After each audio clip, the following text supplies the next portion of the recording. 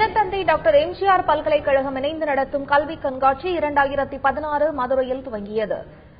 இதில் 50க்கும் மேற்பட்ட பல்கலைக்கழகங்கள் அரங்குகளை அமைத்துள்ளன. மதுரை மற்றும் அதன் சுற்றுவட்டார பகுதிகளில் இருந்து ஏராளமான மாணவ மாணவிகள் மற்றும் பெற்றோர்கள் கண்காட்சியில் பங்கேற்றனர்.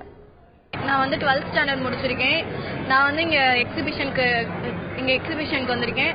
இங்க நான் ஒவ்வொரு காலேஜா தேடி அலையணும் என்னென்ன கோர்ஸ் இருக்குன்னு. பட் ஆனா இங்க எல்லாமே ஒரே இதுல இருக்கு. எனக்கு ரொம்ப யூஸ்ஃபுல்லா இருக்கு. அதே மாதிரி என்னென்ன கோர்ஸ் இருக்குன்னு என்னால தெரிஞ்சுக்க முடிஞ்சு.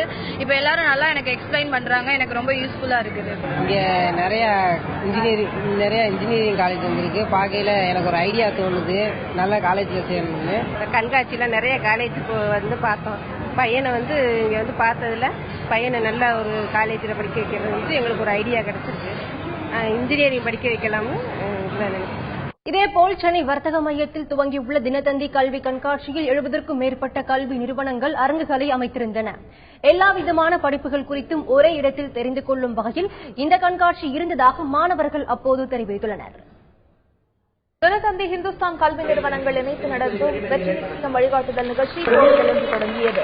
நிகழ்ச்சியில் பள்ளி படிப்பை முடித்த மாணவ மாணவிகள் ஏராளமானோர் ஆர்வமுடன் கலந்து கொண்டனர். என்னோட எய்ம் IAS ஆகணும். அதுக்காக இங்க நல்லா வழிகாட்டல் தராங்க. அதனால நான் நிச்சயமா IAS ஆகிடுவேன். நான் இங்க வந்தேன், எனக்கு ஏதாவது ஆப்ஷன்ஸ் கிடைக்கும் அப்படி சொல்லிதான் நான் இங்க வந்தேன். எனக்கு ரொம்ப யூஸ்ஃபுல்லா இருந்துச்சு இந்த வெற்றி நிச்சயம். நான் கண்டிப்பா பெரிய ஆள் ஆவேன்னு எனக்கு ஒரு கான்பிடன்ஸ் கொடுத்தது இந்த இது.